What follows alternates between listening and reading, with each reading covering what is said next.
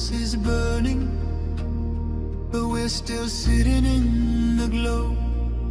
Phones charged, lights on, pretending we don't know. But the forest is silent, the river's running low, and the flame on our plates is the strongest fire we throw. Put out the fire, put out the fire. Echoes and rise, this is your hour.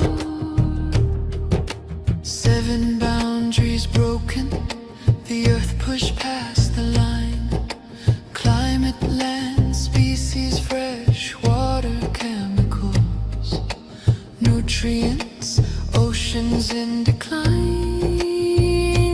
Not danger, disaster in real time. Put out the fire, ooh, put out the fire. Metafoodians rise, this is your power. And here in India, one truth stands the same. Milk is not just milk, dairy feeds the flame. Cows and methane, fields and forests turn to grain. Politics, culture, carbon, all wired to the same chain. Every cup of curd is heat in the air, every block of butter is a forest repair. It's not a small habit, it's a planetary affair. Put out the fire, put out the fire. Echoes and rise, this is our hour. Energy fixes half the hurt, Dr. Rao made that clear.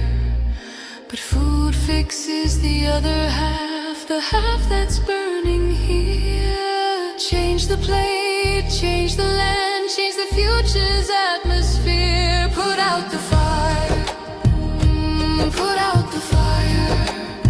Metafoodians unite, this is your choir.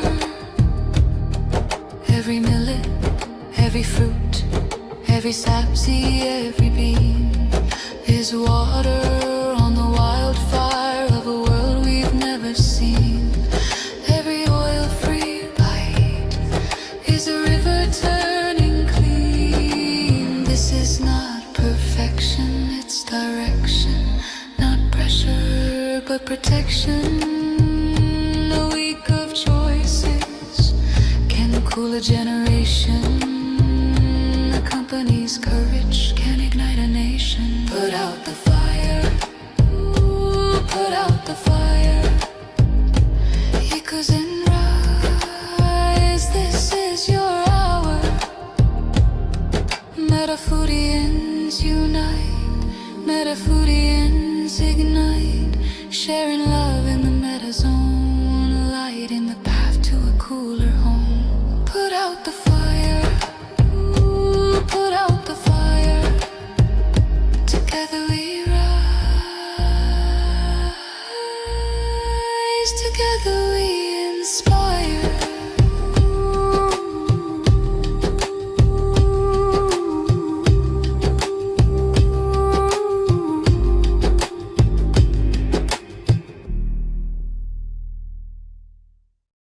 Welcome to the Planet B podcast, where truth, transformation, and faith converge. Join us as we flip the script on ecological despair, guided by Dr. Sailesh Rao's vision for a compassionate, rewilded vegan world. Let's begin the journey to the greatest transformation in human history. Greetings, everyone, and welcome to episode 27 of the Planet B podcast, Codes for a Healthy Earth. Dr. Rao, this is going to be a good one. We are divinely blessed with the Codes for a Healthy Earth. It's the work of Dr. Shelley Ostroff and Jan Golding. They initially presented the codes to all of us, and we all signed on to it. And then, it was slightly modified over time, but it was basically the original contribution from them. It's a code for how do you create self-organized systems. and ensure the health of the planet. That's beautiful. So let's begin with the opening quote of chapter 27. That's Iroquois wisdom. In every deliberation, we must consider the impact of our decisions on the next 7 generations. That's the foresight of the Iroquois wisdom, which is to always think about generations to come in the future, as much as we can deduce what the impact would be. We have to take that into account before we make a decision. How would our systems change when our focus is back to the indigenous nations' way of looking ahead 7 generations? How would everything on this planet look differently from a systems perspective? Oh, very different, because we are now doing a lot of local optimization, local in time. It's just what can I get in the next quarter? How much can I grab right away? And that's what gets rewarded in the system. Okay, the system is designed around local optimization.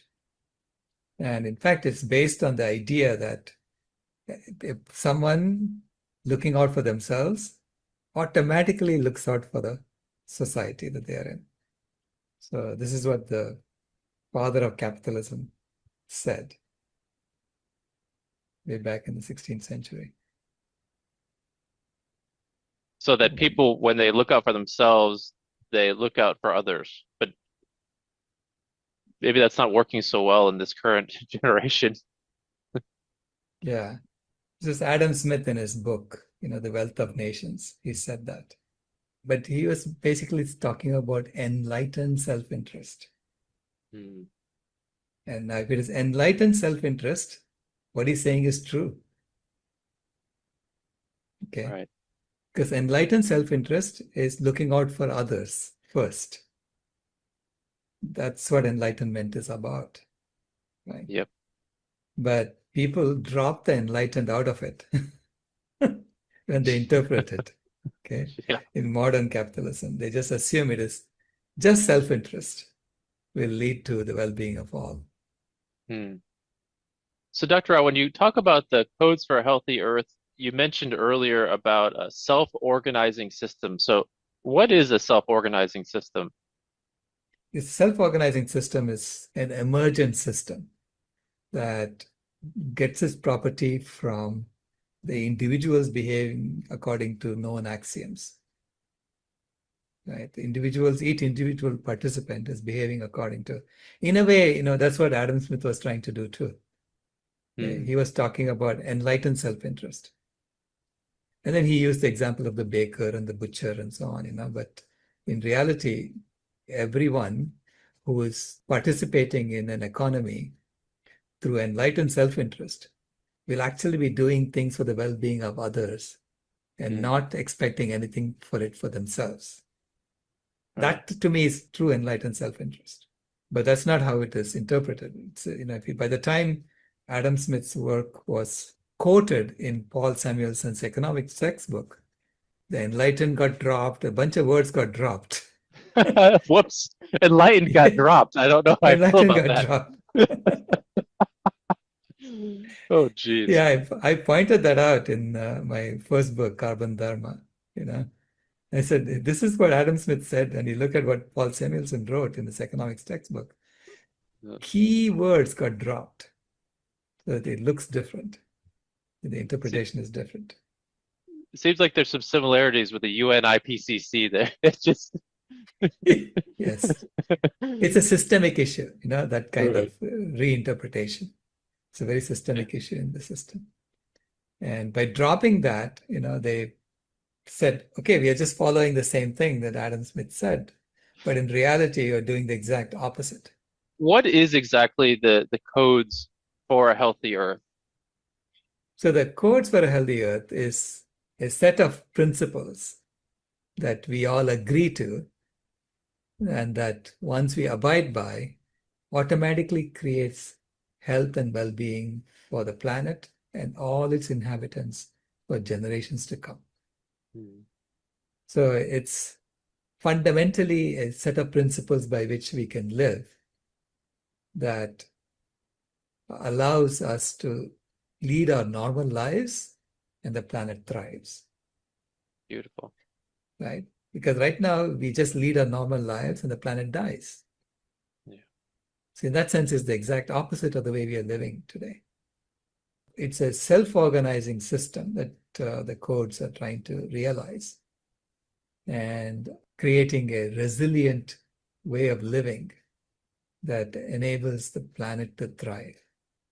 So it's based on the vitality code of nature, which is that every living being gives as much as they can, takes exactly what they need, and becomes who they are.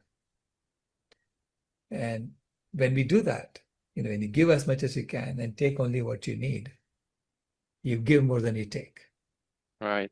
because you have a tremendous capacity to give, Mm. to serve the whole. And then all life thrives because of your giving. Now, every Yeah. other life form lives according to that. This is why you leave them alone and nature flourishes. And we have created a system by which we live, an economic system where we take more than we give. In fact, the object of the game in the economic system is to take as much as you can before it's too late, before somebody else takes it all away, right? Yeah. So it's Yeah. based on this scarcity model. You grab as much as you can as quickly as you can. And when we do that, then we are routinely taking more than we're giving, and therefore causing the planet to go out of bounds. Right. Now, by doing that and having enough of us do that, we have created a life force that has the strength and the power to regulate the climate and become the thermostat species Right. that can now take care of the life support systems of the planet and maintain it and prevent it from ever going back to another glaciation again. Okay. Yeah. But to accomplish that, we have to now use that same power that we have to heal the planet and to maintain it. And the codes allow us to do that. Wonderful. So let's go a little bit into the declaration within the code. So what are some of the main points of the declaration within the codes for a healthy Earth? Well, first of all, it declares that we are united in love and concern for our planetary home and all its inhabitants. So therefore, we are pledging, declaring that we are going to come together as one humanity for this common purpose across all boundaries to restore the well-being of all life on Earth. Okay? So that's the first part of the declaration. And then there are these axioms, interdependence and so on that we acknowledge. And then it is about transforming our social systems to effectively serve the healing, integrity, and well-being of all life. So that is the Planet B transformation that we are talking about, right? And then restore the health and diversity of the biosphere. That's the rewilding part. And then ensure that all humans and animals can meet their core needs through guaranteed access to living soil, healthy water, vitalizing food, fresh, clean air, physical and emotional safety, comfortable shelter, the cultural and ecological conditions and resources needed for all to realize their unique potential in mutual enrichment with their communities and ecosystems. Okay, Beautiful. so this is a pledge we are doing. This is what we are going to be organizing around. Okay, and that's what Planet B is also trying to do. So how would you organize systems? How would you create systems that meet those pledges that we said we're going to do? How would we do living soil? How would we do healthy water and vitalizing food? So it's all about, what is our purpose on this planet and what are we organizing for? Right. It's not about extraction anymore. It's about restoration and cleanup. Yeah. Right? Yeah. And then it also talks about the education system. It's about cultivating a shared whole system understanding of our collective challenges, existing solutions, and optimum healing pathways forward. So systems thinking, systems training should be in schools. Hmm. Everyone should be thinking along these lines. Everyone should be familiarized with how systems behave. Because that's how we coordinate our actions and we become so powerful as a species. And if we don't understand how systems work, we can be misled down the wrong path. It's true. Just on that point of the systems, I just remember as a young kid, something that a lot of the schools would do is the light bulb activity, where you'd have to wire, 5 or 6 Mm, switches, and then you turns it to the right light bulb. And I mean that stayed with me my entire life. And I think that's something mm. I did in like second or third grade with my grandpa. But it just Ah, shows that when you do that systems activity, it right, does really stay with you, and it highlights the importance of a system and how it functions really simply as well. So it is right, so right, it is right. so important. Yeah. Collective activities like that, getting kids involved in that right at the outset and understanding our strength as a Mm, species. You know, we are extremely powerful as a species, but with power comes responsibilities to show compassion to those who don't have that power. right. Yes, you can squash them, but is that what you want to do? Yeah. Right? Knowing our strength, we have to be much more restrained in using that strength. Yeah. That's so true. To be fair, humanity kind of got to understand our strength only about 30 years ago, Yeah. to a large extent, right?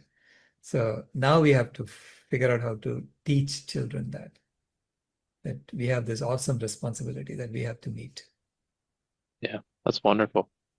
And the fifth is to co-create a globally coordinated transition to a shared culture of peace, kindness, harmony in diversity, wisdom, integrity, accountability, collaboration, regeneration, and reverence for all of life.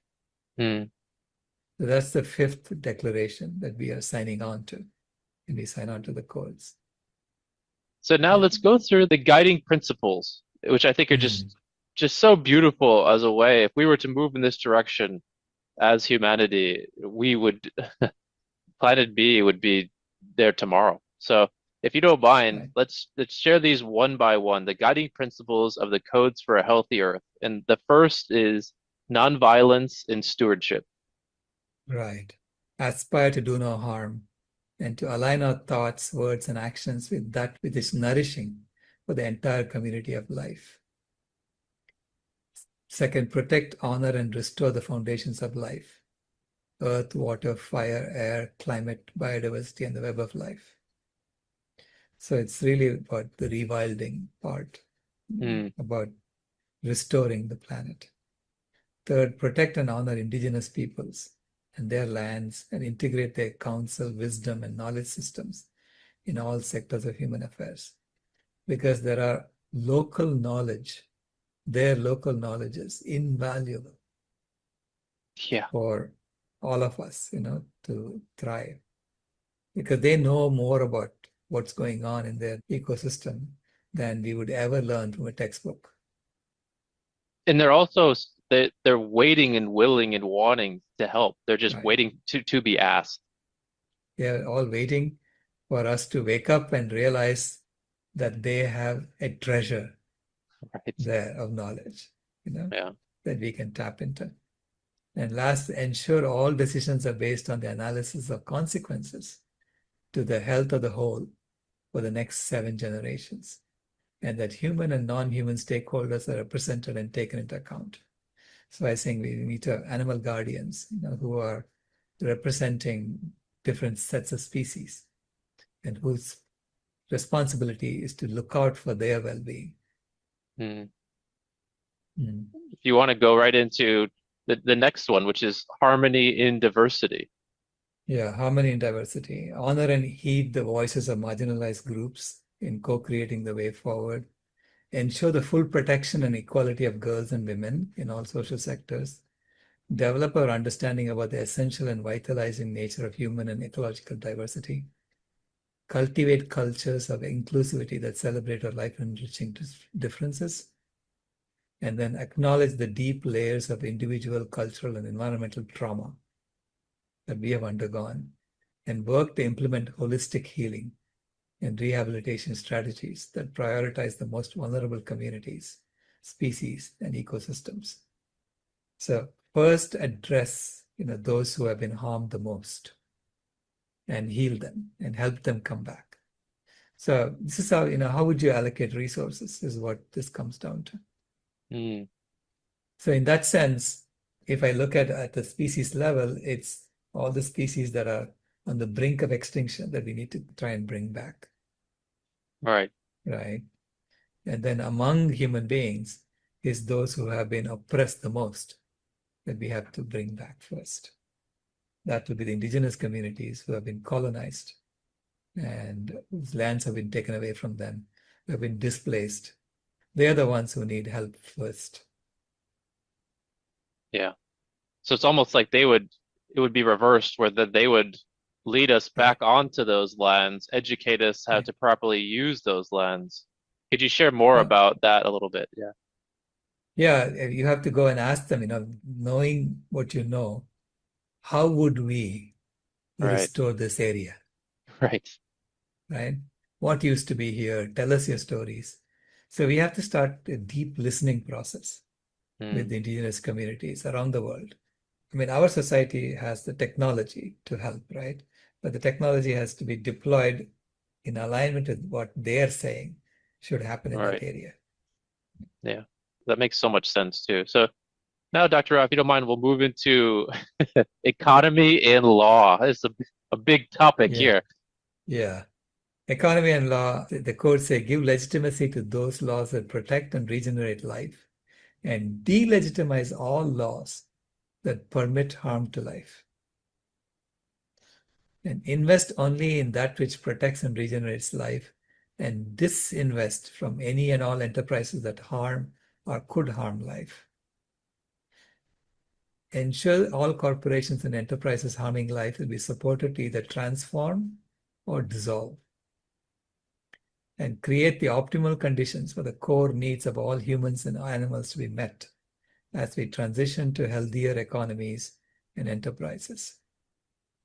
So it's calling for a conscious transformation of business practices, of systems, economic systems, to be only those that heal life and to shut down anything that harms life. Okay, so which means the old model is about commodifying life. The old model puts a value on life. And it's just, it's all money, dollars, right? It's all turned into dollars. And it's completely illegitimate according to this. Right. So it's reversing that. And I literally don't see, I pretty much, once you sign on to this, you'll have to dissolve the existing system and only foster those planet B systems that are already there. Right. Right. Okay? Dr. Rao, Yeah. how would you see like law enforcement and um like the court system? How would you see that evolved to be on planet B? Well, planet A, it has been all about enforcing rights. Okay. So the governance is to enforce rights. Okay. And we basically give each other rights. We don't give rights to animals. We give rights to some animals. Pets Right. get some rights, but the farm animals get no rights. And then we are slowly saying, okay, we'll give rights to nature in some countries and things like that. It's all about rights that we are giving to other life. So it comes from a position of domination over Mm. life. Okay? When you start giving out rights, the rights have to be fundamentally given to everyone. Because we all Meaning, have it already. we Like all we've been have it given. already. Right. You don't have to give it to anybody. Right. So the court system and the governance structures that we have in Planet B will be all about fulfilling responsibilities. Mm. So it's not about asserting rights, it's about fulfilling responsibilities. So if some responsibilities have not been met, how do you ensure that that responsibility is met, because it's going to impact the well-being of all. Right. Like, do you see Right. kind of governance on planet B being more so like ensuring with love that rewilding projects get fulfilled and everyone is treating each other with respect and dignity, like not so much, I don't know, questioning kind of who's in charge of what, or there's just no shady schemes really. Right. In the Code for a Healthy Earth, it says the only legitimate purpose of governance is to protect and cultivate the health and vitality of the planet and all its inhabitants for generations to come. Hmm. That's the only legitimate purpose of governance. Every other purpose of governance is illegitimate. I think that says it all. Right? Simple, right? Yeah. Yeah. You have to Hmm. govern around that principle. Yeah, that's the foundation of governance. It makes so Right. much sense. Now, beyond that, we have to codify all that. And I'm sure there are lots of academic experts, or experts who can help us codify that so that we accomplish that purpose. And we have to then have feedback loops that ensure that you are able to change things, tweak things, if it is not meeting the objectives. Right. Right. So it's only when we run open loop that we get into big trouble. We don't even check what's happening to the planet. We assume it's an infinite sink for waste, an infinite source for resources. Yeah. And we don't close the loop. And that's how we Right. get into trouble. That makes so much sense. Yeah. So now, Dr. Rao, if you Yeah. don't mind, let's go into the education, learning, and media section. Yeah. So it informs people everywhere about the global and local challenges, their systemic causes, which is really what we are doing here, and Hmm. the wealth of existing solutions, initiatives, and networks from all sectors dedicated to personal, collective, and planetary healing and transformation. They're already working on it. People are already working on a lot of these things. And we just are networking them together and making it systematic. So that's the purpose of Planet B, is to make it systematic. Right. Then identify, develop, and scale holistic healing and regenerative learning opportunities for people of all ages, learning styles, interests, and abilities to support the flourishing of the individual, the community, and the whole. This is about helping every one of us sing our songs, Hmm. dance our dance, because someone had said, and I forget who said it, I should actually find out who it is, who said, the greatest tragedy of human beings is that the number of people who die with their song still in them. And so the purpose of education is to help you find that song, help you Right. express that song, cultivate the wisdom, art, and science of systems thinking and whole system health and healing, which is what we are doing here, trying Yeah. to disseminate this kind of thinking process. Right. And Yeah. finally, evolve our language, communication skills, creative expression, and cultural narratives to cultivate an informed, empathic, compassionate, and vibrant human society. It's beautiful. So would you like to go into, so the final part of this section is transitioning to new social systems. Right. Ensure that people in positions of leadership are skilled in applying the principles of whole system health and healing, and fully embody the values of integrity, courage, compassion, wisdom, commitment, service, expertise, and dedication to the good of the whole. So elevate those who are generous, elevate those who are compassionate. Um, it's not about, how much can you grab, and because, as I said, the system fundamentally on planet A rewards those who are selfish and greedy. Yeah. So you need to reward those, or you need to give more power to those who are selfless and generous and compassionate. Absolutely. Initiate evolving online platforms to learn, gather, refine, and disseminate the best existing innovative laws, policies, and practices for whole system health and healing in all sectors, and to design pathways for their swift worldwide adoption and implementation according to local needs and conditions. Again, it is not one size fits all, right? So it has to be a subsidiary approach, meaning assume that the local people know better than the person sitting in a central place. Yeah. So decisions are made as much as possible, as locally as possible. It's only when decisions cannot be made at that level because it impacts a lot of localities that it comes to a higher hierarchy. Which is kind of the bottom up approach, which you mentioned a lot of. Correct, Yeah. correct. Align technology and scientific advancement to serve whole system health and healing. Again, AI is a very productivity enhancement tool. But what is it deployed for? Right.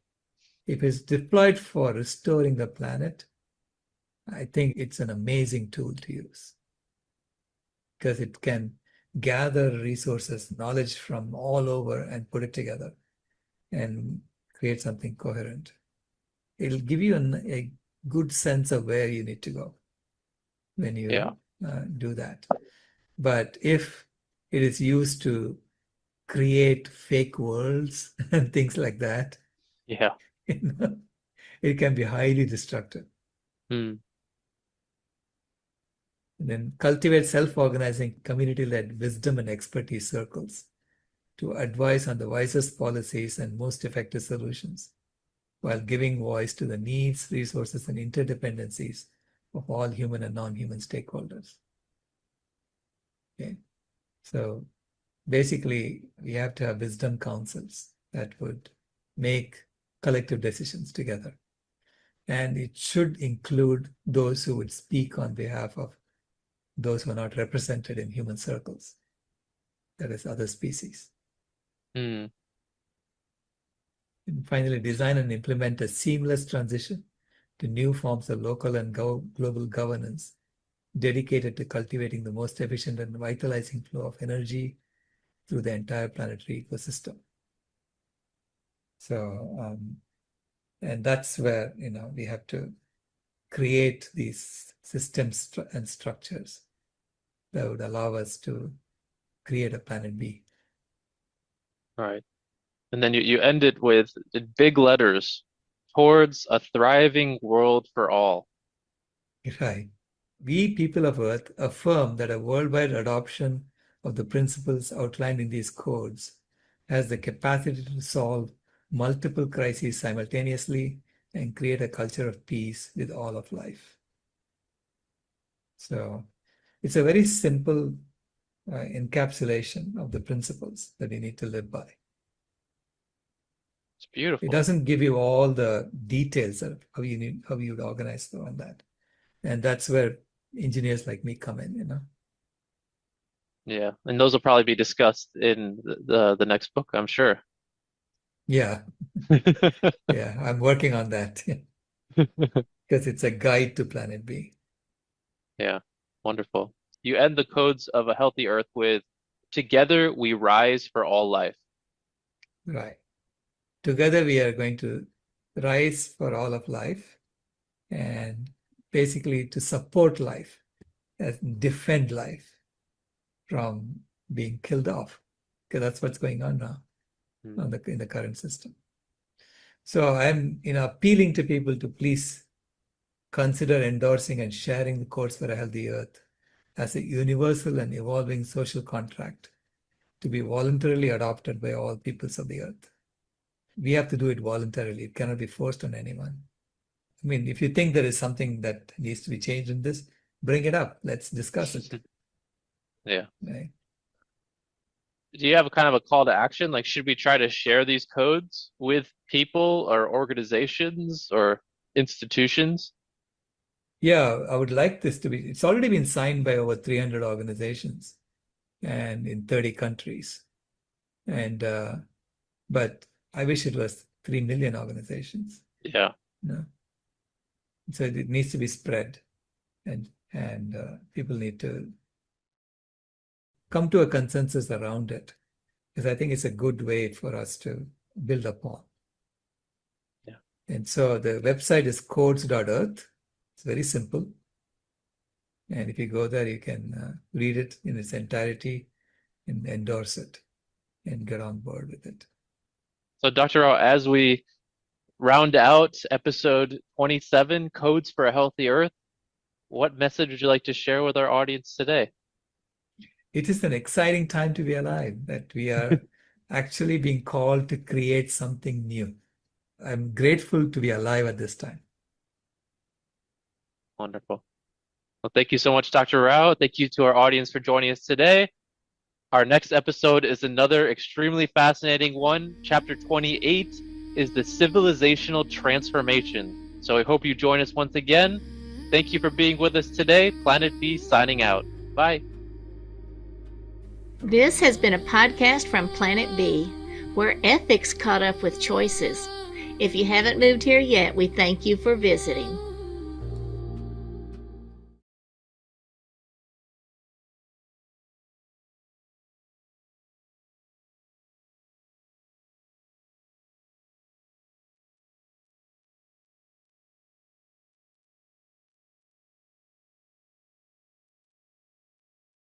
So thank you for joining us, everyone. I'm here to say that Dr. Rao is just finishing his presentation to, I believe it's the Institute of Chemical Technologies in Mumbai.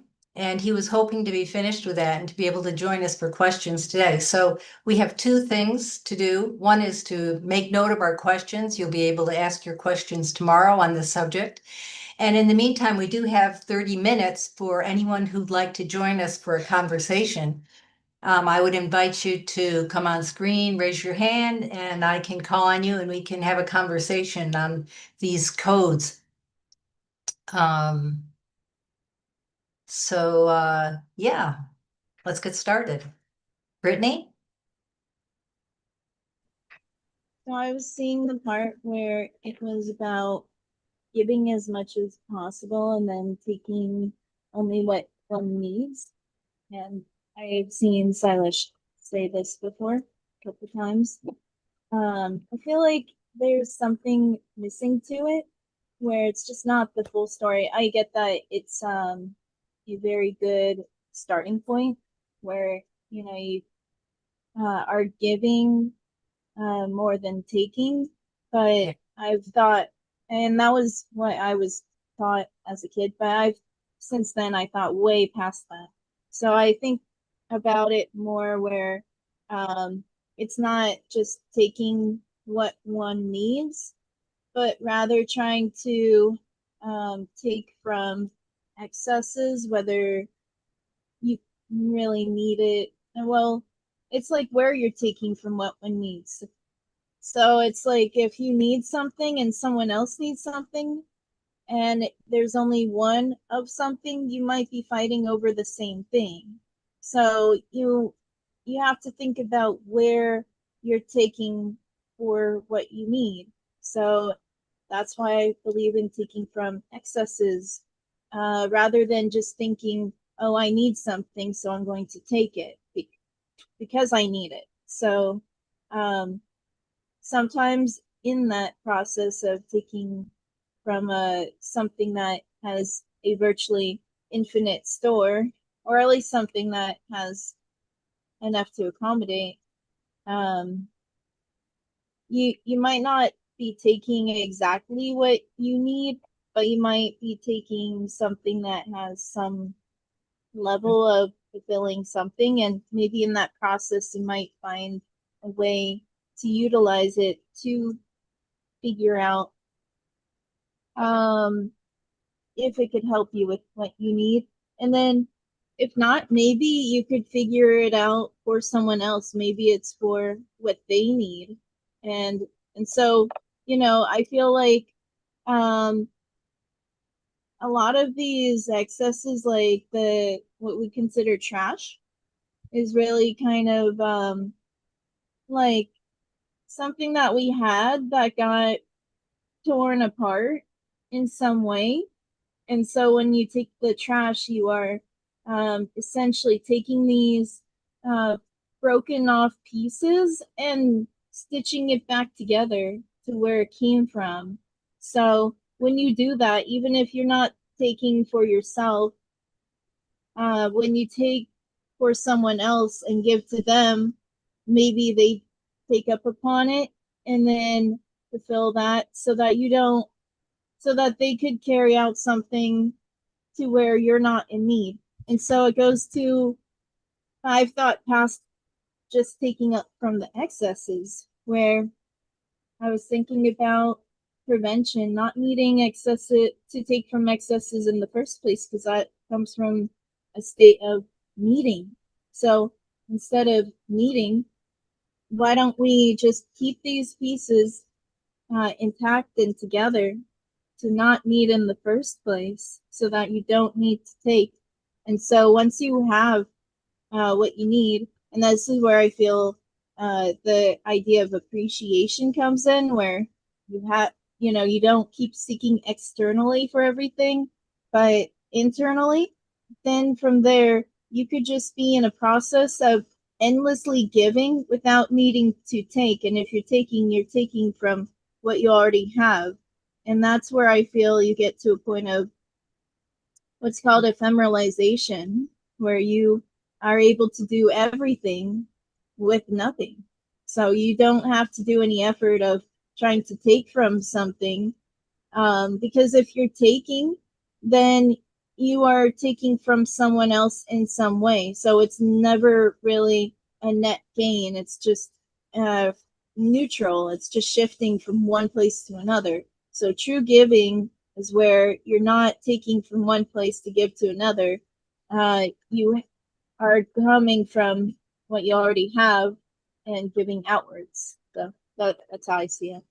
Those are interesting thoughts, Brittany. A lot of conversation behind all of that. I'm going to add Ken here so that he can join our conversation. Listening to Brittany, I just thought of a very practical situation that I was in 2007. We had a major earthquake 200 kilometers south of us, and went down to see what we could do.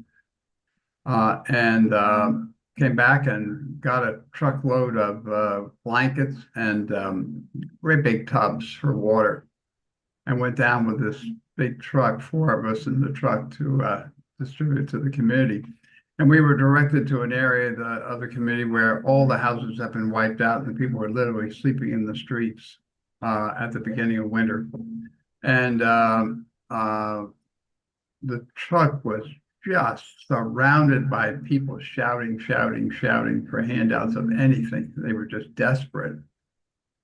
And we simply asked a couple of people to come forward who were play a role of leadership, and a man and a woman came forward after a few minutes, and we asked them to form a line behind the truck of the people who had the greatest needs, in order of their needs, and we told them how many blankets we had and how many tubs we had, and then we went away and had breakfast at a little cart. And we came back in about 20 minutes, and there was a line 2 blocks long behind our truck, and no chaos. Everybody was ready and willing to participate. Nobody cutting in line or anything. We quickly handed out everything. The numbers came out just perfectly. The people themselves knew what they needed to do. They just need somebody to call them to do it.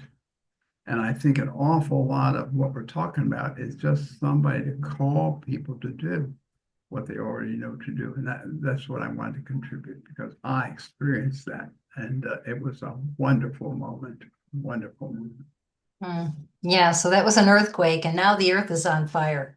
Yeah. So, yeah, so there's a parallel there. Yeah. Yeah. Yeah. Would you like to stay on while I bring Tammy up? Sure. Okay, very good. Tammy? Let me spotlight you. Hey, Tammy. Good morning, everyone, if you're in a morning zone. I know Shelley Ostroff is very close to your heart, so. Oh, in fact, my latest book, which I haven't put on Amazon yet because I have one publisher looking at it, The essence of sacred relationship, I told Sailesh that under our sacred relationship with the earth, I asked Shelley if I could use her codes for a healthy earth, and she's like, absolutely. And I was saying to Sailesh, why create something that's already done perfectly? And so it was great to see that this is part of Planet B. Yeah. It's interesting, kind of what Brittany was talking about, and this give more than you take. And it does sound like a little bit of a limiting statement in the higher realms. Gabriel Cousin used to always say there's no such thing as selfless service.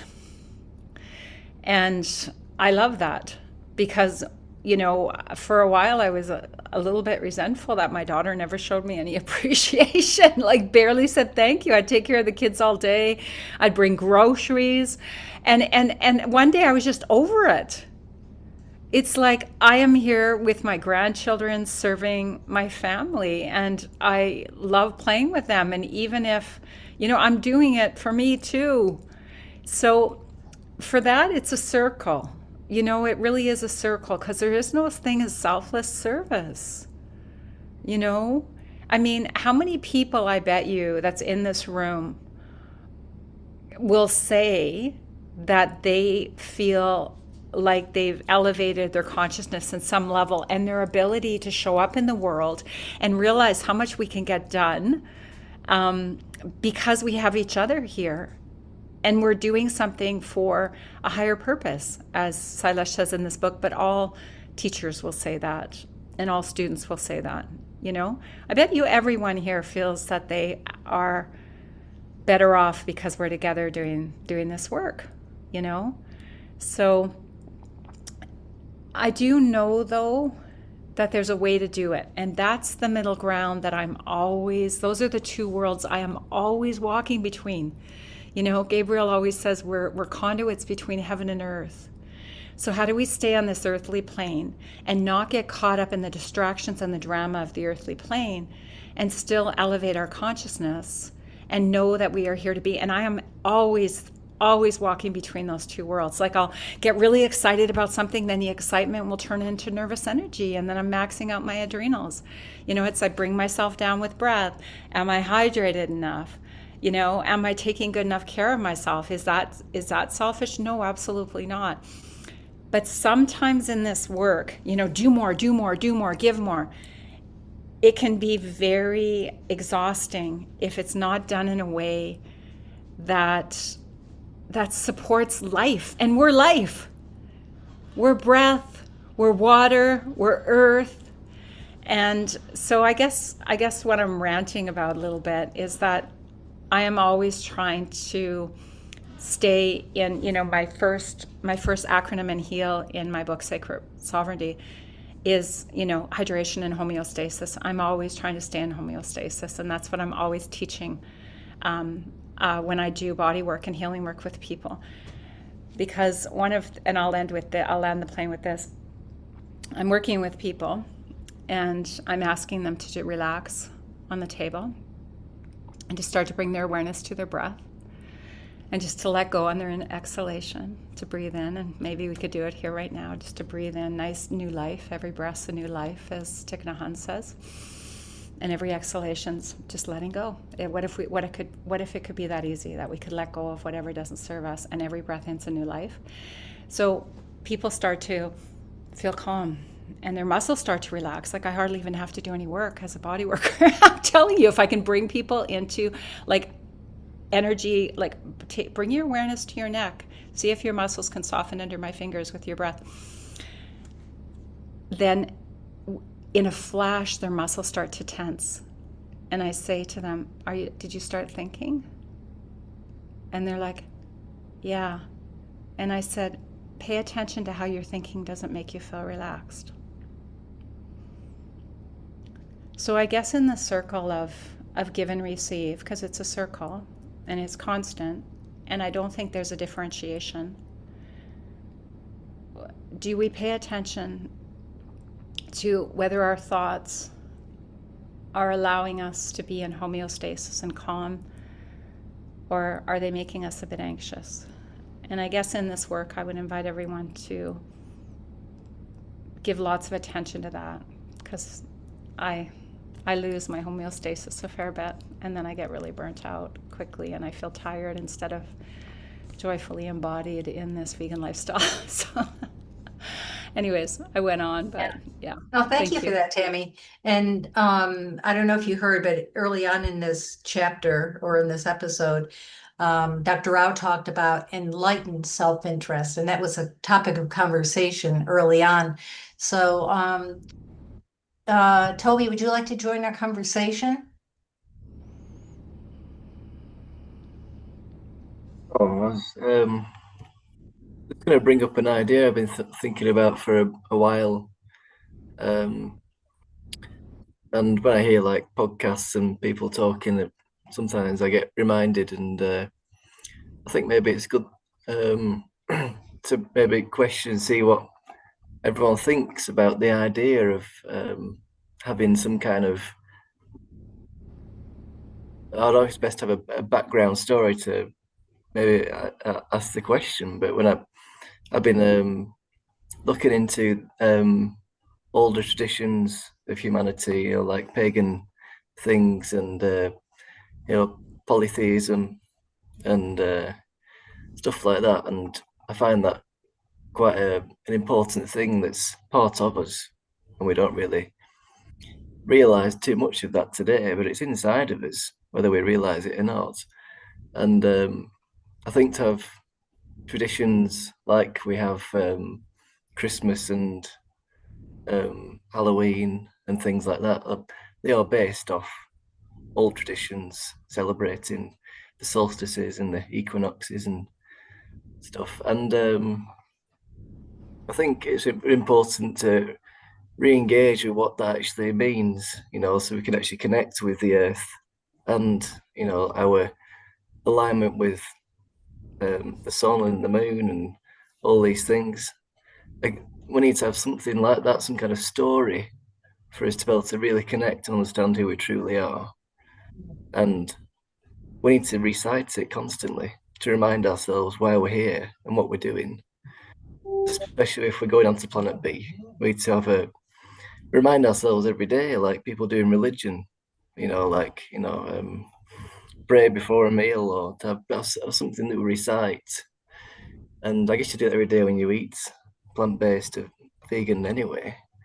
But I was thinking maybe some kind of like a Planet B Bible or something that sounds strange, but something you could like bring together that really tells this true story of humanity with a vegan message. Something you can go back to and read over and have something kind of religious about it, or spiritual or something. I don't know, it's just an idea that I've been thinking about, to have some kind of Bible.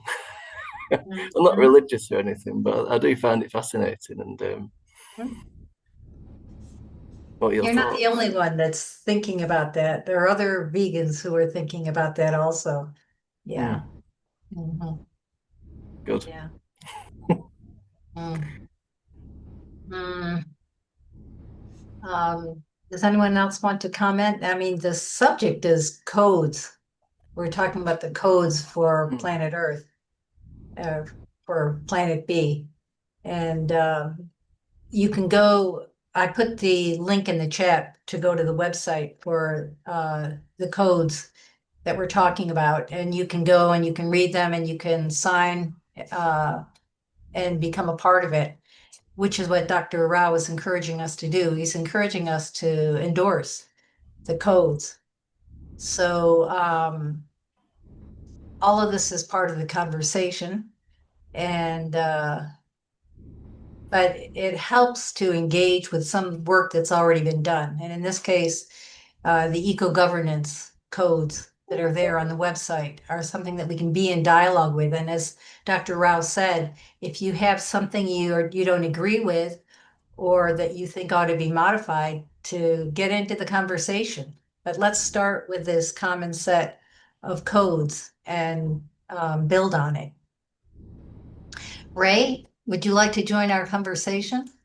Wait, before Ray, I wanted to say that I actually feel that what Toby's saying is pretty relevant, because it sounds like there's this origin story that might be needed for Planet B, some narrative from which the codes are built off of. You know, it's like, what's our starting point and why, you know? But I would just want to say that. Anyway. Thank you. Yeah, well, that's because I've been thinking about it for a while, and I've been looking into religious kind of things through my wife Catherine, and it's obviously it's been part of us for a very, very long time, having a story and a reason for us being here. And Dr. Rao talks about it in his books, like human purpose and stuff like that. And I think we're at a time now where we could actually write something out, whether it's with ChatGPT or something, that can really help us do it. But I don't know if there's people who do that kind of thing, or I don't know much about it. It's just an idea, really. If I may, Toby, I created multiple book titles for Sailesh for writings for Planet B, a whole series. I could actually share that with you. I added the origin story title to the list. I have probably over 20 titles, and that's why I feel spurred off the whole book series for Sailesh, because he said, I have this Planet B book. I'm like, you're just starting. Let's just this is not even close to enough. There's this, and then there's that. So I was creating a list, and I was showing it to him, and he's like, oh, I better get started on this, or I only have so much time, but it's like that. Yeah, he's like, I sorry, I keep losing my train of thought, but I believe that the Planet B and the next Planet B book is because I was helping him show that there's all these book titles, and then he's like, I'm gonna get start on it, and he's like, yeah, there's this, and then there's that, and went off of it. So I could share that with you if you want, and maybe we could work together on some book writings to help Sailesh out. Is that what you're hoping for? Yeah, I mean, I'm not sure how to go about it, but I think we've got some good structures, loads of ideas, and I don't know. I just think maybe we could be ready to be able to get something like that set up. But I'm not very good with typing and computer work. I've been doing all right with these episodes, but it still takes me a very long time. I mean, like, we're all starting somewhere. I'm not good at book writing. No matter what I do, I cannot write a book for the life of me. I mean, Barb last night was saying she can't write a book for the life of her. So, we all aren't really able to do something, but that shouldn't be the end all be all. Just because this is how it is now, it doesn't mean it has to be in the future. Like, we're not good at something, let's work on it to be good at something. If that's what we need to get by, to forge ahead, because I feel like we're just scratching the surface. We're probably going to need a whole lot of books for that education direction that Sailesh was talking about yesterday. So, and as I was saying, it's kind of about prevention, but I didn't even get to talk about last night the idea of past education, which is knowledge building. You need to have some foundation in order to work off of it to teach someone anything. So to write down what these ideas are, as you said, you start with this origin, like the Bible, and then you start with formulating, writing in the codes, like the blueprint of it all, and then you start teaching. I think there's that middle step before teaching where you set up that foundation and put it in. The codes are part of that infrastructure. Finding out is part of that infrastructure, but there's this part about prevention where you set up everything in place first and then teach people, so that you have something to show people, so they can have something to work with, You can't just teach someone something and just, or like, it's like when the documentaries will show us slaughterhouse footage and then say, oh, just go vegan, but they don't even explain how.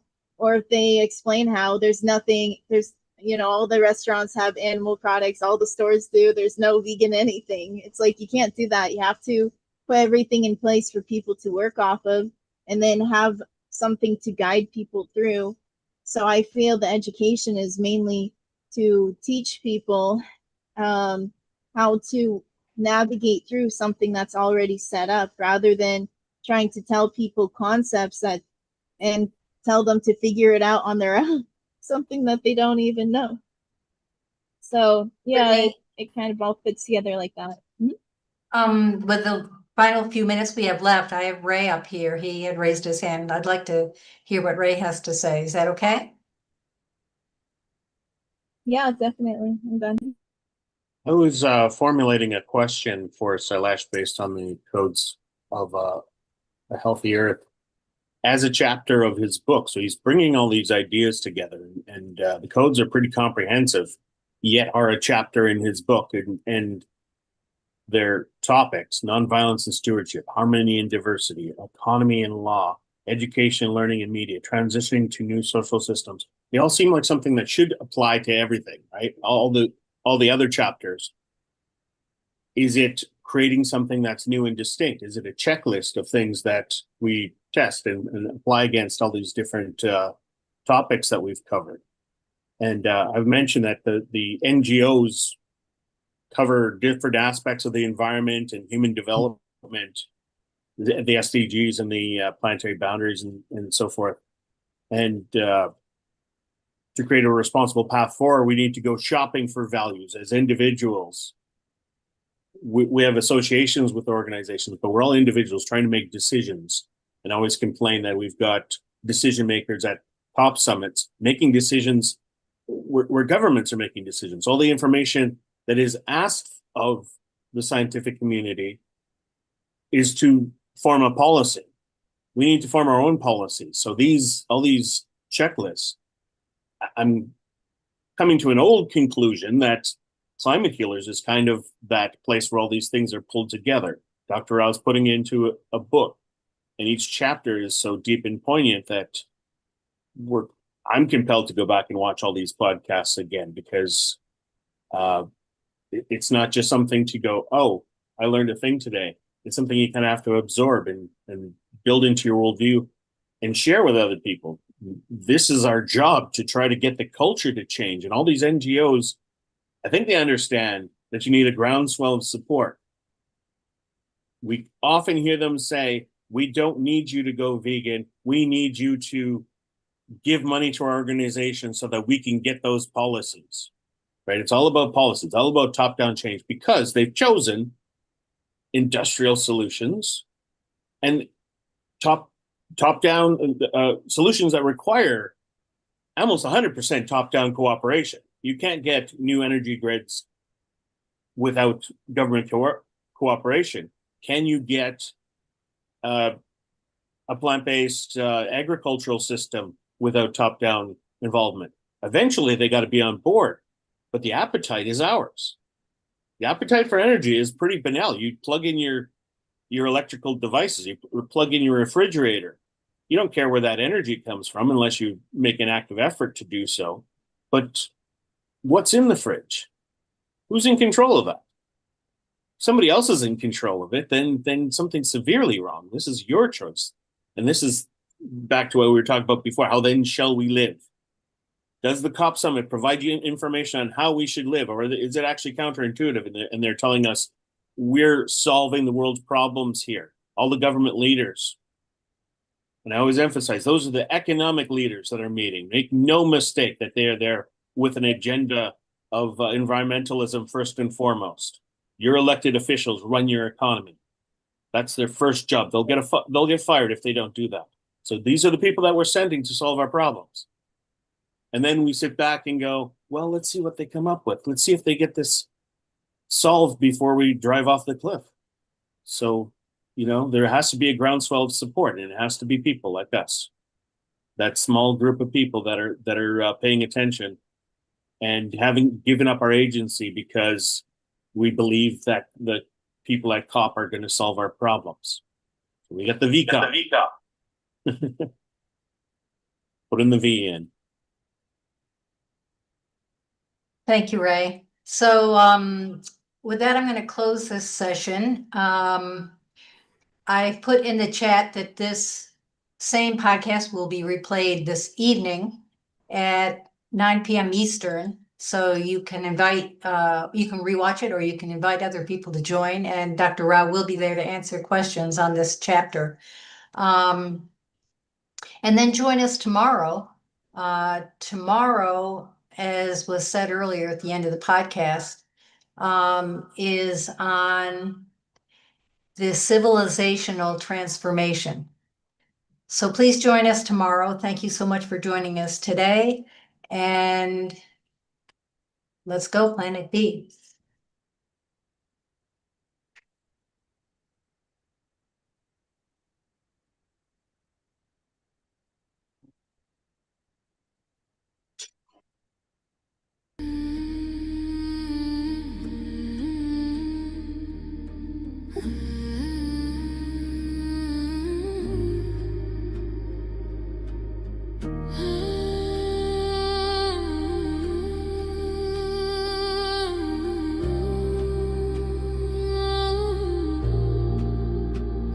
The house is burning, but we're still sitting in the glow.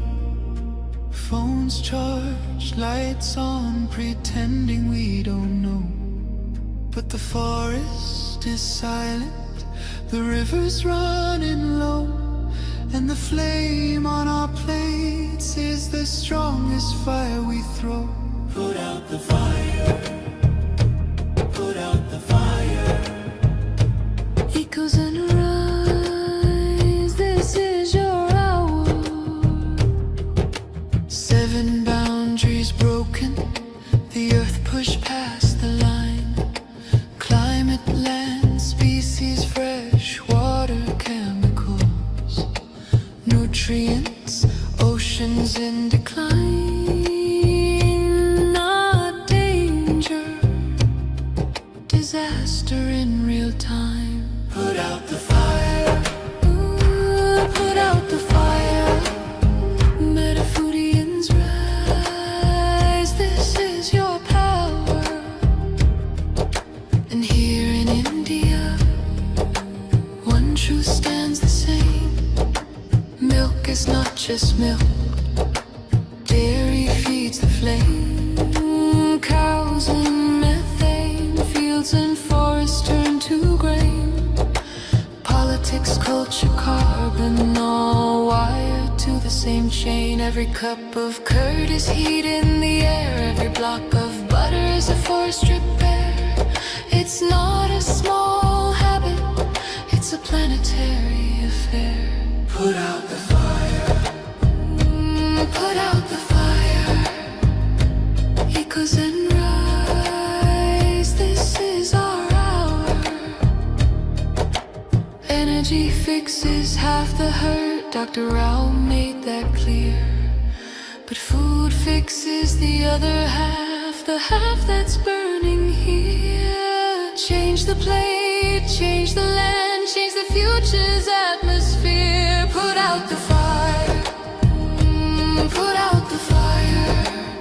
Metafudians unite, this is your choir.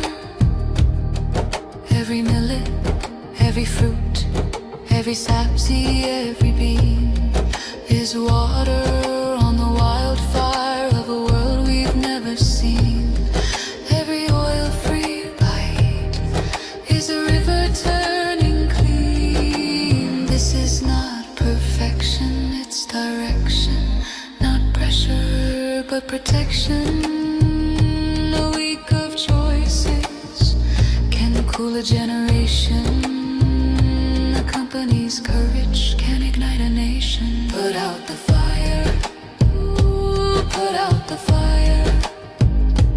Echoes and rise, this is your hour. Metafudians unite, Metafudians sharing love in the meta zone, lighting the path to a cooler home. Put out the fire, ooh, put out the fire. Together we rise, together